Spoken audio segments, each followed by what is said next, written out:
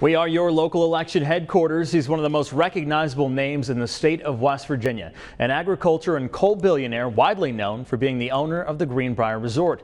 Democratic candidate for governor Jim Justice sat down with us as we're now just a little over a week away from the West Virginia primary.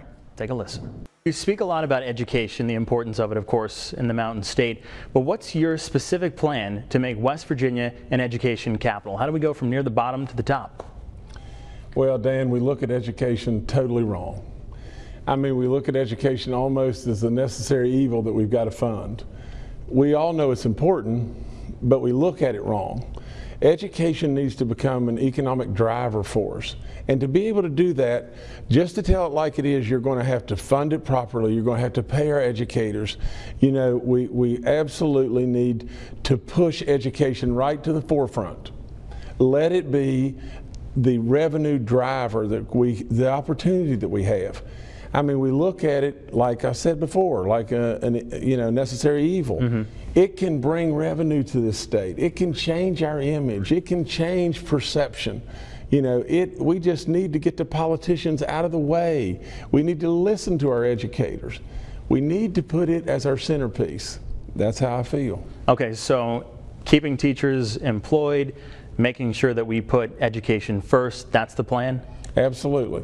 Education needs to be the centerpiece to drive our whole economy, you know, because it educates our young. You know, it qualifies our young to be able to do employment. And it makes this place desirable for people from the outside to bring their businesses, to bring their families, you know, to change perception. You know, it could be so beneficial to us instead of, oh my gosh, how in the world are we going to fund PEIA? Oh my gosh, how are we going to fund a 0.5% raise to the teachers? I mean, these people our educators are really hurting. You know, I really truly believe that we need to look at it differently. Let's go to the coal mining industry. It's in an incredibly tough spot right now. You have companies filing for Chapter 11 bankruptcy left and right. The trends are down, market's down, but you've been quoted with saying that this country can't live without it. Say you're elected governor and we mine more coal than we've ever mined before. Who's going to buy it, and how realistic is that? Well, you know, to just tell it like it is, the other candidates don't have a clue, you know, about coal. I'm a coal guy. You know, right. I know stuff about it. I know the metallurgical end. I know the thermal side. You know, I know the opportunities that we have in front of us. I'm anything but throwing up the white flag in regard to coal. You just wait and see. We have seen an increase recently, a substantial increase in metallurgical prices. We've seen a substantial increase in steel prices.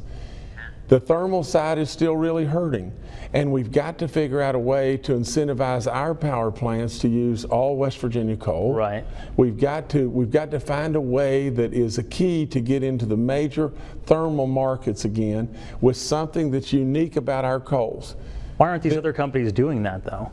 I mean, they're throwing up the white flag, to use your word.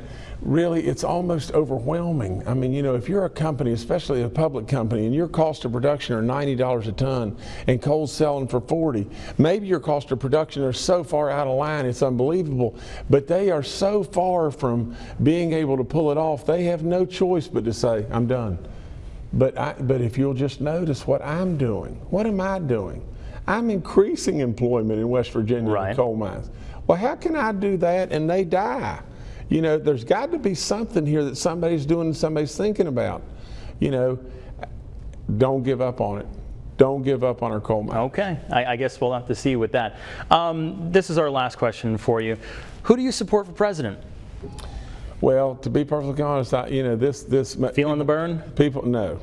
People really and truly may believe that I'm dodging this, but I'm going to tell everybody just one straight, simple answer.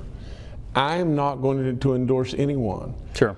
I'm not going to get into this Washington hoopla and entertainment hour. You know, it is absolutely ludicrous in lots and lots of different ways. But I can tell you this, that you know, if I were to ever support anyone, I would not even think of supporting someone that's not going to support coal, support West Virginia, support our economy.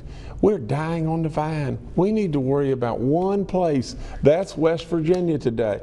I love our country, no question about it. But for crying out loud, we're dying. We need to worry about us.